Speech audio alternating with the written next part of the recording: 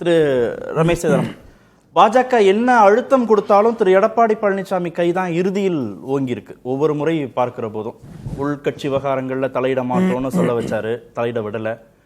விஜயை கொண்டு வரும் முயற்சி, அதுவும் பின்னடைவு. இப்ப இறுதியாக தொகுதி பங்கீடு தொடர்பான பேச்சுவார்த்தையில நிக்குது. இதுலயும் திரு எடப்பாடி பழனிசாமி கைதான் ஓங்குமா? முதல் விஷயம் புரிஞ்சுக்கணும், மாநிலத்துல நம்ம எந்த கட்சியின் தலைமையில் தேர்தலை சந்திக்கிறோம் அப்படின்னு எல்லா கட்சிகளையும் அவங்க கிட்ட கேட்டிங்கன்னா அதிமுக தரப்பு, அதிமுக கூட்டணியில் இருக்கக்கூடிய கட்சிகள் இன்க்ளூடிங் பிஜேபி தெளிவாக சொல்லுவாங்க அது அதிமுக தலைமை தான் அப்படிங்கிறது பாயிண்ட் நம்பர் 1. அதே மாதிரி அவங்க உட்கட்சி விவகாரத்தில் டெஃபினட்டாக பாஜக தலையிடவில்லை. அவங்க என்னன்னா சொன்னது இது பாசிபிலிட்டி இருக்கான்னு பாருங்க, அது உங்களுக்கு எப்படி அட்வான்டேஜாக இருக்கணும். ஆனால் எடப்பாடியின் முடிவு அதை ரெஸ்பெக்ட் பண்ணாங்க, அவங்க ஓவர் போர்டு எங்கேயுமே போல அப்படிங்கிறது ஒன்று. ரெண்டாவது முக்கியமான விஷயம், அப்படியும் ஒரு சிலரை கொண்டு வரணும் அப்படிங்கிறது பார்த்தீங்கன்னா கூட்டணியில், அதுக்காக அதிமுகக்குள்ளே கொண்டு வரணும்னு சொல்லலை, கூட்டணிக்குள்ள. அதனால தான் இவர் டிடிவி உள்ளே இருக்காரு அப்படிங்கிறதையும் நம்ம பார்க்குறோம். ஆனாலும் என்னன்னா நேரடியாக தங்களுக்குள்ள ஒரு இது வந்ததுனாக்க அதனால ஒரு கசப்புனால அந்த இது பிரிஞ்சிடக்கூடாது, நடுவில் ஒரு ஏற்பட்ட அந்த காரசாரமான ஒவ்வொருத்தருக்கும் வார்த்தை பரிமாற்றங்கள்லாம் பார்த்தோம்.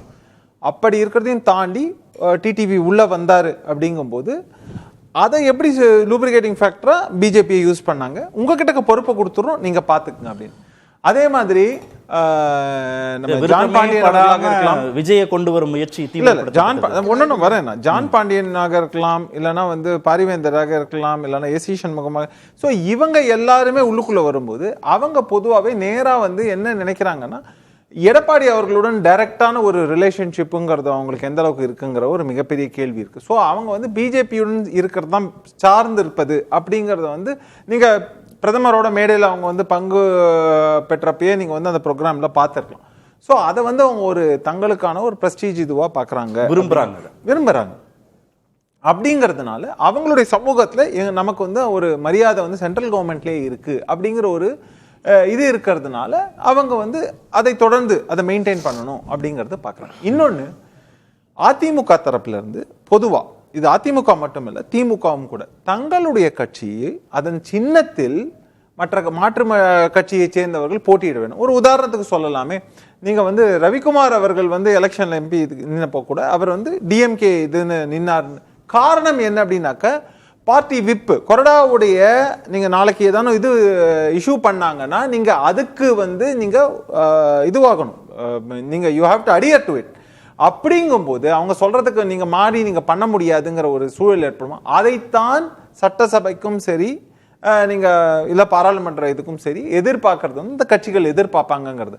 அதுக்காக அந்த வகையில தங்கள் கிட்ட மெஜாரிட்டி அப்படிங்கிறது ஒண்ணு இருக்கும்போது ஜஸ்ட் லைக் தட் ஒருத்தர் வெளியில போயிட முடியாது, இந்த மாதிரியான பல விஷயங்கள் இருக்கும்போது அந்த கண்ட்ரோல் வேணும்னு யோசிப்பாங்க. நீங்க அதிகப்படியா ஒரு 10 சீட்டை கொடுத்தாலும் அந்த 10 சீட்ல நிக்கக்கூடியவர்கள் அதிமுகவோட சின்னத்தில் தான் நிக்கணும்னு எதிர்பார்க்க. அதே மாதிரி நிக்கக்கூடிய எக்ஸப்ட் டிடிவி இந்த பக்கம் நீங்க சொல்றீங்க, பாமக அவங்க இது சின்னத்தில் தான் நிற்பாங்க.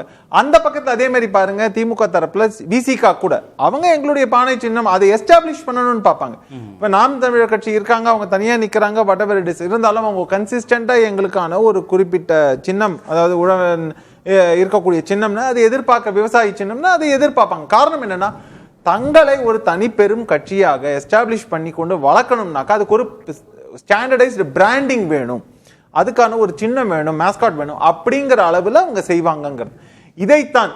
ஆனா நீங்க ஒரு கட்சி ஒரு சீட்டு 2 சீட்டு கட்சிகளுக்கு அந்த பிரச்சனையே கிடையாது. அப்படி எடுக்கிற முடிவு தங்களுக்கும் பலன் தரணும், இல்ல தான் சார்ந்திருக்கிற அதிமுகவுக்கு பலன் தரணும், ரெண்டுத்துக்கும். இல்ல தங்களுக்கு பலன் தரணும், இல்ல தான் சார்ந்திருக்கிற பாஜகவுக்கு பலன் தரணும். அப்படித்தானே இந்த கட்சிகள் முடிவெடுக்க போறாங்க. இல்ல அதுதான் சொல்றேன். அப்படின்னாக்க என்னன்னா அவங்கள பொறுத்த வரைக்கும் அதை பாஜகவுக்கு பலன் தரணும், அதிமுகவுக்கு பலன் தரணும் தாண்டி முதல்ல அவங்களோட அதிமுகவோட நம்மளுடைய பயணத்தை தொடர போறோம்னு நினைக்கக்கூடிய கட்சிகள் நிச்சயமா நிக்க போறாங்க. இல்ல நிச்சயமா பாஜகவோடு உறவை தொடர போறோம்னு நினைக்கக்கூடிய கட்சிகள் ஆமா தாமரை நிக்க. இப்போ நான் என்ன கேட்கறேங்க, இப்போ நம்ம இங்க இருந்து இப்போ கொங்கு மக்கள் கட்சியா இருக்கலாம், நம்ம சகோதர தனியரசு, இல்லைன்னா கொங்கு ஈஸ்வரன் அவர்கள், இல்லைன்னா கருணாஸ், இந்த மாதிரி பல பேர் தனியா போயிட்டு சிங்கிள் இதுல நிக்கிறவங்களையும் அந்த சைட்லயும் நம்ம பார்த்திருக்கோம். அவங்களுக்கெல்லாம் என்னங்கிறது நமக்கே தெரியும். ஸ்டாண்டர்ட் என்னன்னா என்னுடைய சர்வைவபிலிட்டி, அரசியல் சர்வைவபிலிட்டி எனக்கு என்ன அப்படிங்கிறது. இந்த மாதிரியாக இருக்கவங்க எல்லாம் நீங்க அதுக்கு ஒரு இரண்டாவதா நம்ம ஒரு அலசவே வேண்டாம், தெளிவா தெரியும். இங்க என்ன சிக்கல்னா, பாஜக சின்னத்துல நிக்கக்கூடிய கட்சிகள் எண்ணிக்கை கூடும் போதோ, அதிக தொகுதிகள் அவங்க நிற்கும் போதோ, அது கூட்டணி ஆட்சிங்கிறத நோக்கி பின்பாக, தேர்தலுக்கு பின்பாக நகர்வதற்கு இங்க ப்ராபபிலிட்டி இருக்கு, வாய்ப்புகள் இருக்குங்கிறதுனால ப்ராபபிலிட்டிங்கிறது வேற இல்ல, ப்ராபபிலிட்டிங்கிறது வேற. அது வந்து நம்ம என்னன்னா அந்த when we are let's cross the bridge when we come to itங்கிற மாதிரி தான். அது வந்து நம்ம அது பொறுத்து இருந்து பார்ப்போம். ஒண்ணு. ரெண்டாவது முக்கியமான ஒரு பேச்சுக்கே எடுத்துக்கோம். இப்ப 45 தொகுதிகள்ல என்டிஏ நிக்குது, தாமரை சின்னத்துல நிக்கக்கூடிய கட்சிகள் எண்ணிக்கை அதிகம். டிடிவி தினகரன் எப்படியுமே பாஜகவுக்கு தான் ஆதரவு கொடுக்க போறாருன்னா, அவங்களுடைய டிமாண்டு தானே அதிகமா இருக்க போகுது. அவங்க வைக்கிற டிமாண்டு தானே தேர்தலுக்கு பிறகு அழுத்தம் தானே அதிகமா இருக்கு. எல்லோரும் பாஜக சார்பு நிலையை தானே எடுக்க போறாங்க. நான் என்ன கேட்கிறேன், இந்த தேர்தல் வர்றதற்கு முன்னாடி போன ஒரு டேர்மை கம்ப்ளீட் பண்ற வரைக்கும் இபிஎஸும் ஓபிஎஸுமே இணக்கமாக போக வேண்டிய சூழல் ஏற்பட்டது. ஏன்னா அந்த 4 வருஷத்தை கம்ப்ளீட் பண்ணணுங்கிற ஒரு மேண்டேட் இருந்தது. அதுக்கப்புறம் தானே பிரச்சனை வந்தது. ஒருவேளை தேர்தல், நான் இப்பவும் சொல்றேன், தேர்தல்ல ஒருவேளை இவர்கள் எல்லாம் ஜெயித்திருந்தால் திரும்ப அது கண்டினியூ ஆயிருக்கும். ஒன்லி திங் இஸ் நம்ம ஒரு 4-5 வருஷம் கழிச்சு அந்த பிரச்சனையை பார்த்திருப்போம்னு வேணா நம்ம சொல்லலாம்.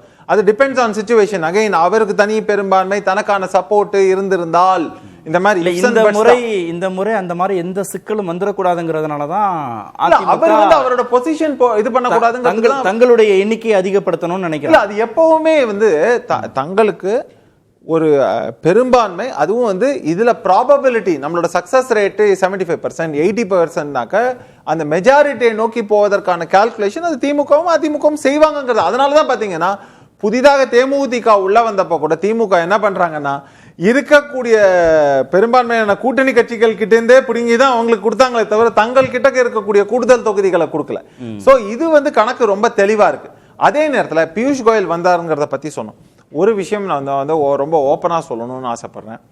கடந்த முறை கூட முரளிதர் ராவ்னு ஒருத்தர் இருந்தாரு தேர்தல் இதுக்கு, அவருக்கு நடுவில் இது பண்ணும்போது இன்னொருத்தர் பொறுப்பாளராக போட்டாங்க. அவங்களெல்லாம் எப்படின்னாக்க, அவங்களுக்கு வந்து இந்த கள நிலவரம்ங்கிறது ஒண்ணுமே தெரியாது.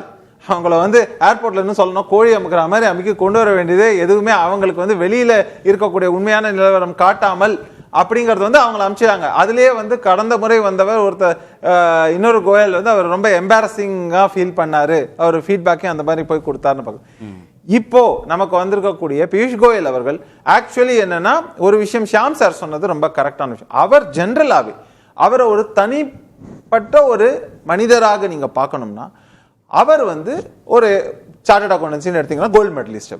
அவருக்கு எப்பவுமே தன்னுடைய படிப்பும் சரி, தன்னோட பேக்ரவுண்ட்லயும் ஒரு பெருமையான ஒரு இது அவர் உங்ககிட்ட எதிர்பார்ப்பது பொதுவாக அதுக்கான சாதாரணமாவே அவர் வந்து எதிர்பார்ப்புங்கிறது வேற.